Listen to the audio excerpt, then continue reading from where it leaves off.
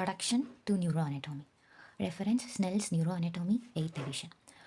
So, nervous system controls and coordinates our body by sending the electrical signals between the central nervous system and the peripheral nervous system. So, the nervous system is classified as central nervous system, which is referred as CNS, peripheral nervous system, which is referred as PNS. The central nervous system has two parts, which is the brain and the spinal cord. They together called as CNS. And the peripheral nervous system consists of two nerves, two type of nerve, which is cranial nerve and the spinal nerve. So the cranial nerve is of 12 and spinal nerve is of 31 and associated ganglia. I will say what is ganglia in further video.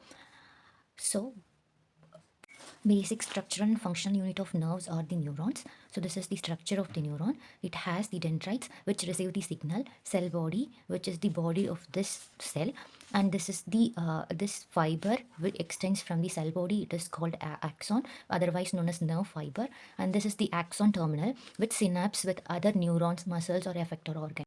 Neurons are excitable cells which transmit signals. They do not regenerate or supported. They are supported by neuroglial cells. I'll say about this neuroglial cells in another video. And so what are nerves? So nerves are this group of axon. So the axons from multiple neurons will together forms the nerves. And what is nuclei and ganglia? So nuclei and ganglia are the two other terms which we'll be using often. So nuclei, they are the group of cell bodies. Nuclei and ganglion are the group of cell bodies. So nuclei, it is referred within the CNS. So the group of cell bodies present within the CNS, it is called nuclei, and group of cell bodies present within the PNS, it is called as the ganglia.